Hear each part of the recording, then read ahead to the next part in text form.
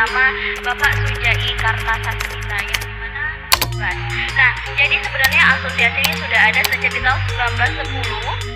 Arsitekturnya sendiri itu dibangun oleh arsitek yang berasal dari Belanda yang bernama Gehalte Mulder, yang dimana ini dulu saya Khairunisa dan saya adalah seorang volunteer di Museum Perkebunan Indonesia.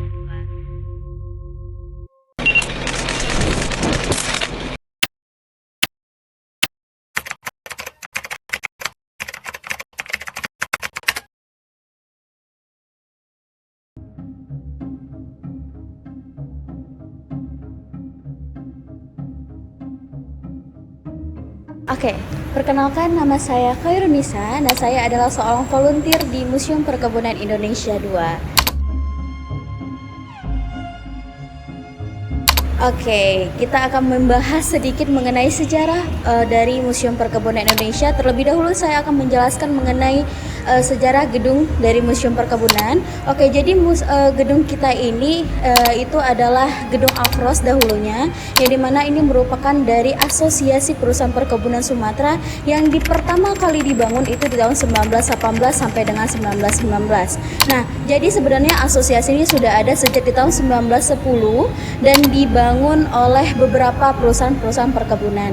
Nah, jadi gedung ini dibangun itu sejak di tahun 1919 yang dimana direkturnya pertama itu adalah namanya Firis. Nah, untuk khusus arsitekturnya sendiri itu dibangun oleh arsitek yang berasal dari Belanda yang bernama Gehalte Mulder, yang dimana ini dulu merupakan tempat untuk surat menyurat data para pekerja perkebunan, khususnya juga mendata seluruh tenaga kerja para pekerja perkebunan. Nah, lalu di tahun 1957 sampai dengan di tahun 1964, gedung ini berganti nama menjadi Gapersu, Gabungan Perusahaan Perkebunan Sumatera, lalu diganti lagi dengan GPS, Gabungan Perusahaan Sejenis Perkebunan di tahun 1965 sampai dengan 1667.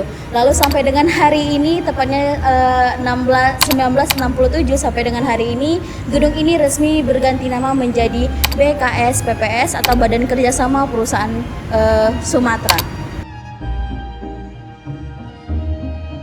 Oke, jadi museum ini berdiri itu oleh seorang tokoh perkebunan yang sangat terkenal, itu yang bernama Bapak Sujai Kartasasmita, yang dimana beliau ini merupakan dahulunya pernah bekerja di gedung ini yang menyarankan agar gedung ini menjadi gedung Museum Perkebunan Indonesia.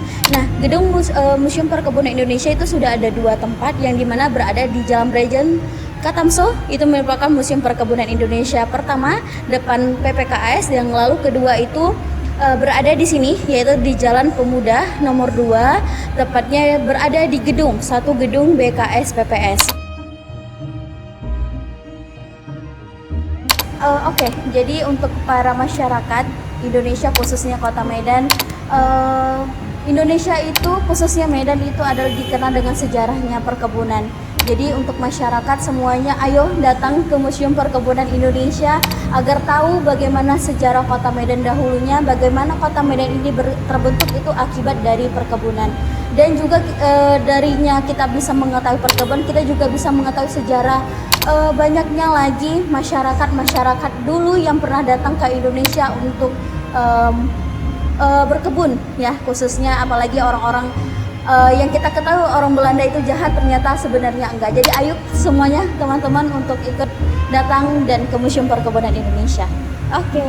Wassalamualaikum warahmatullahi wabarakatuh.